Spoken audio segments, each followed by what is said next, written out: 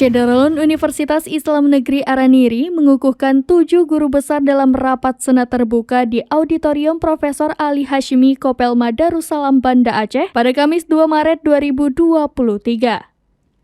Pengukuhan itu dilakukan Sekretaris Jenderal Kementerian Agama Republik Indonesia, Profesor Dr. Haji Nizar Ali MAG yang turut disaksikan oleh pimpinan dan anggota Senat serta para wakil rektor.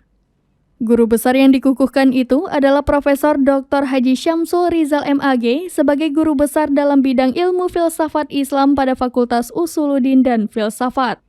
Profesor Dr. Nazaruddin Awahid MA sebagai guru besar dalam bidang fikih muamalah pada Fakultas Ekonomi dan Bisnis Islam. Profesor Dr. Fauzi SAG LCMA sebagai guru besar dalam bidang ilmu fikih pada Fakultas Usuluddin dan Filsafat.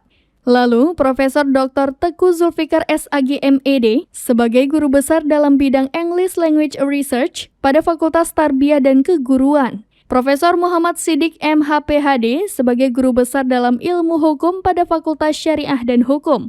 Profesor Dr. Mujibur Rahman MAG sebagai guru besar dalam bidang ilmu pemikiran Islam pada Fakultas Tarbiyah dan Keguruan, serta Profesor Dr. Asna Husin MA sebagai guru besar dalam bidang filsafat pendidikan pada Fakultas Tarbiyah dan Keguruan. Dalam sambutannya, Sekjen Kemenak Republik Indonesia, Profesor Dr. Nizar Ali mengucapkan selamat kepada 7 profesor yang dikukuhkan dan kepada UIN Araniri yang kini sudah memiliki 24 guru besar aktif.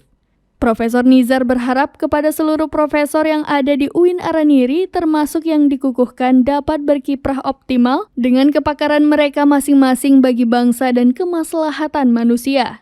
Selamat kepada UIN Araniri Banda Aceh yang telah menelurkan 7 guru besar, meskipun ini lama tetapi ini menjadi penting karena ini untuk pengakuan atau rekognisi terhadap otoritas keilmuan yang dimiliki oleh para guru besar, sehingga publik menjadi tahu.